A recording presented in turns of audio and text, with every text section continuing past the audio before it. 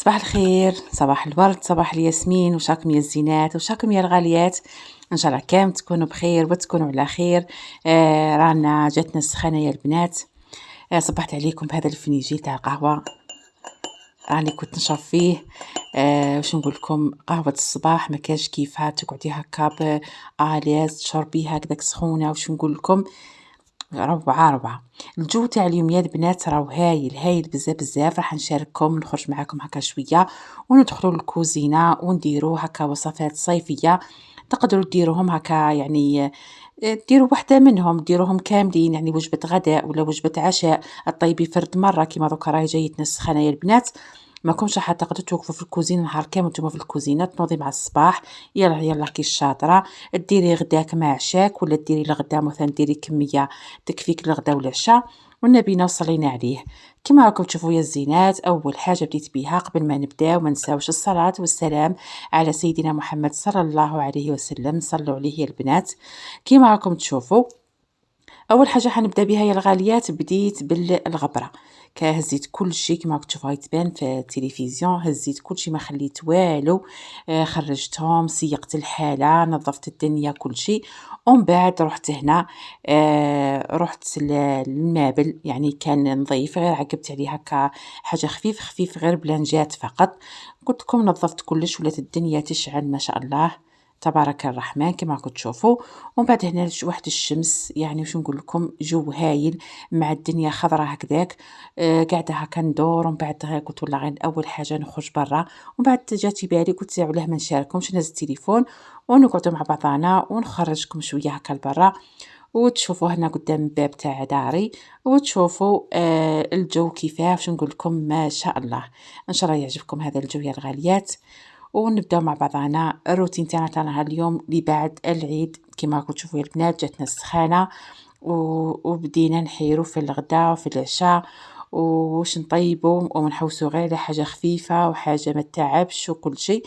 انا عطيتكم لاستيس يا البنات باش كيفاه تنظموا وقتكم وكيفاه تستغلي الوقت تاعك مع الصباح فقط. ما تضليش نهار كامل وانتي واقفه في الكوزينه هذيك. راح تطيبي يا اختي، والله راح تطيبي. كما راكم تشوفوا هنايا مسحنا، جاتني واحده الطاشه في هذا البلاكار هذه، نحاول نحيها بصح ما حبيتش تنحالي، ما عرفتش من وش هي. مسحتها ومن بعد قلت انا هنا نخرج معاكم. هنا خرجنا، رانا هنايا عند الباب تاع داري. كما راكم تشوفوا الشجره هذه تاع المشماش، يعني مع انها ما تولدش، ما باليش على هي كبيره بزاف، يعني كبرت عندها سنوات. بصح شوفوا الظل تاعها يعني غطى على الساحه كامله. يعني شو نقول لكم، هايله بزاف. شوفوا الاوراق سبحان الله كيف كانت في الايام الاخيره تاع رمضان، وشوفوا الايام هذه كيف الدنيا خضارت. روعه. شرح ربي يعطينا المطر فقط، هذا واش نتمناو. وهذه هي، بغيت نشارككم الاجواء تاع الصباح معايا. راني نسيت قهوتي يا البنات. تمتعوا معايا بهذه المناظر وانا نشرب القهوه.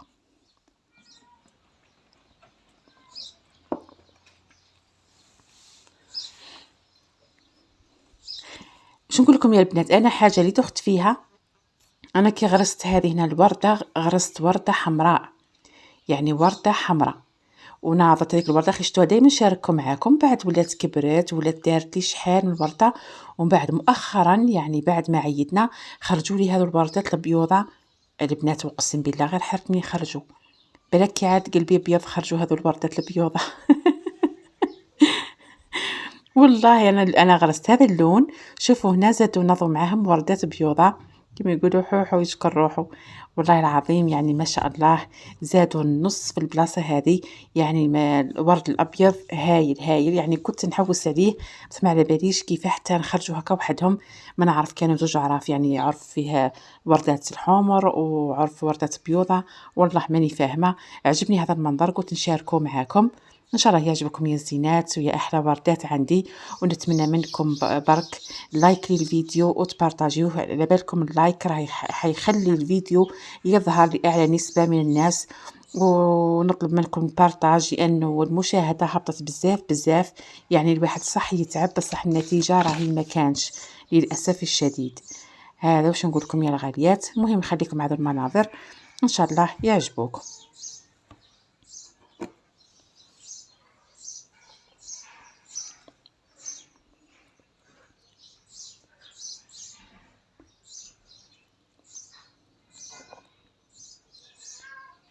أول حاجة درتها بعد ما دخلت رُحت درت الكسرة، يعني فطير كيما نقولوا حنا نقولوا كسرة خساس، عادي درت هنا السميد ودرت كيما نقولوا الزيت ودرت الملح ودرت مغرفة صغيرة تاع خميرة وشوية تاع سكر ولميتها بالما بززتها مليح ودرت معاكا وبديت نطيب فيهم كيما راكم تشوفوا، يعني جات خفيفة وجات ما شاء الله. ورُحت هنا راح ندير لكم جواز يعني تحبوا راح نعطيكم شحال من فكرة، درت هنا شوية تاع بصل، أي قطعة تاع دجاج عندك جناح ولا أي حاجة المهم واش عندك في الفريجدار، إذا ما عندكش ديري جامبو. درت هنا البصل، درت الثوم، درت حبة تاع زرودية ولا زوج، ودرت هنا بديت الملح، فلفل أسود وشوية من الزنجبيل. هذا مكان كيما راكم تشوفوا قليتهم مليح، كيما تعرفوا دايما نحب نقلي ماكلتي مليح. وعندي جلبانة خضراء غسلتها مليح وضفتها معاهم وخليتها طيب، قفلت زدت مرقتها وخليتها طيب. هذه هنا الأكلة الأولى دوك نكملوها مع بعضانا. وهنا راح نديرو حميص، يعني هذو الوصفات كيما هذا الجواز راح نديروه تاع الجلبانة. جلبانة أنا قلت لكم لوبيا خضراء قبيل وقيلة. جلبانة يعني ساهل ووصفة صيفية، تقدروا ديروها في لاكوكوط فقط، تقدروا ديروها حتى في الكوشة ولا في الفور كيما حبيتوا. والحميص ثاني يعتبر كوجبة ثاني مع سلطة مع بيض ولا دجاج كيما نقولوا، يعني ثاني يعتبر يعني وجبة صيفية. شوفوا هنا بعد ما مرقتها وطابت لي كيما راكم تشوفوا، يعني هنا طابت، تروحي من جهة ثانية راح نكمل الحميص تاعي معاكم. زدت جبت هنا الطماطم، يعني الفيديو تاع اليوم درت لكم بدون يعني هكا ترتيب، شاركته معاكم بعفوية على طبيعته، يعني كيما نقولوا يد هنا ويد لهيه، راني نطيب منا نحل منا ندير في الحميص من كل شيء. راني هنا شوي ثاني في الطماطم وشوية الفلفل ثاني حطيتهم بجهة، ورحت جبت هنا البطاطا ثاني غسلتها ونظفتها مليح وراح نقليها. هذه حنقليها راح نديرها مع هذيك الجلبانة، فهمتوني يا الزينات؟ هنا كي ديريها فيها مع هذيك الجلبانة خلاص يكون الطبق تاعك واجد. إذا حبيتي ديري في الكوشة ديري في البلا، كسري عليه بيضات وحطيه في الكوشة، يعني يعتبر هايل، يعني الطبق يجي بنين ويجي هايل بزاف. هذا الطبق الأول. ونروحوا للحميص عادي ثاني، تقدروا ديروا هكا مع سلطة في الصيف، مع مثلا كيما نقولوا بيض مغلي ولا تقليو معاه شوي بيض، يعني حتكون يعني كيما نقولوا وجبة متكاملة. يعني احنا دايما الصيف نحبوا غير الحوايج يكونوا سهلين. هنا راح ندير معاكم الحميص ونشاركه معاكم عادي كما تعودتوا مني دايما.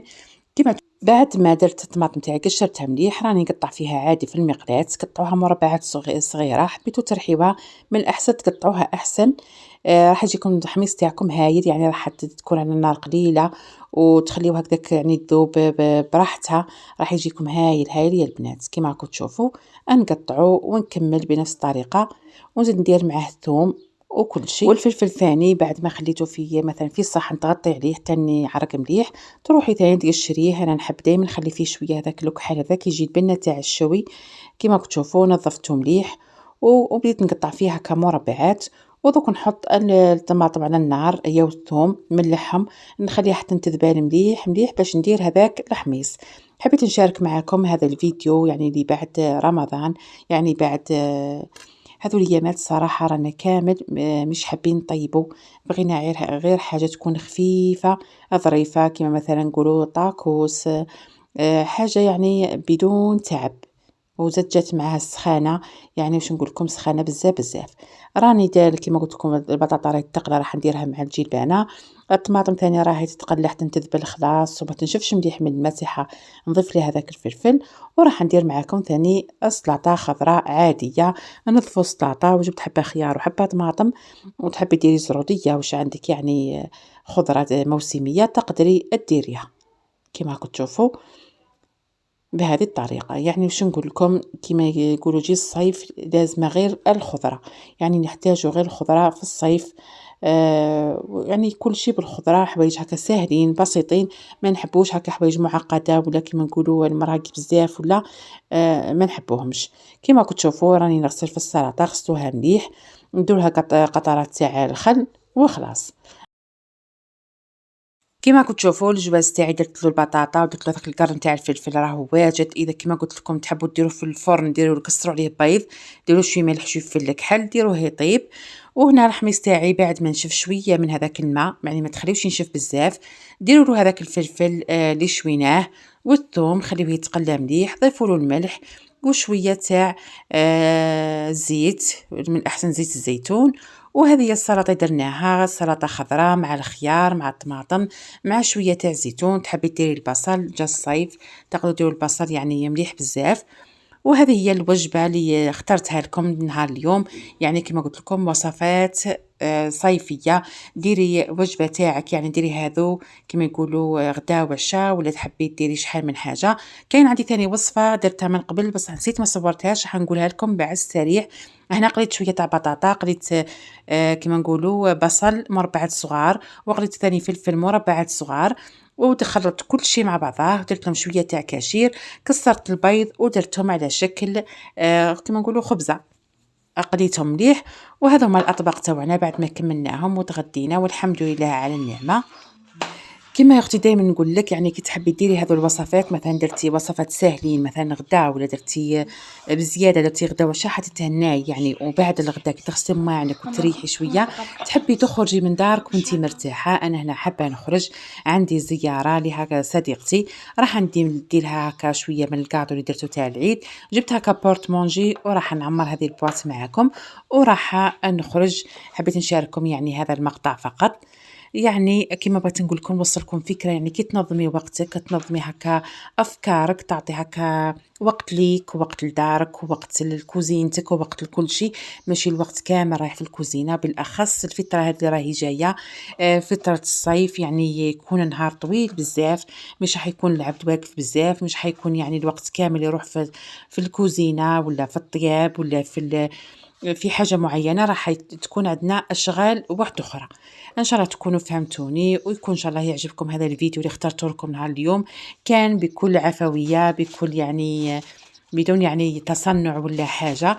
إن شاء الله يعجبكم وما ضحكوش عليا كي قلت لكم هذا لو رد يعني لعجل قلبي أبيض، يعني كان نقصر معاكم فقط. يعني وش نقول لكم، إن شاء الله يعجبكم الفيديو تاع نهار اليوم، ونحبكم بزاف. وما تنساوش لايكي الفيديو وتبارطاجيو ان شاء الله قناتي على اللي تحبوهم ويحبوكم، وفي مواقع التواصل الاجتماعي. واحبكم في الله، ومع السلامة في فيديو قادم ان شاء الله، وسلام الله عليكم.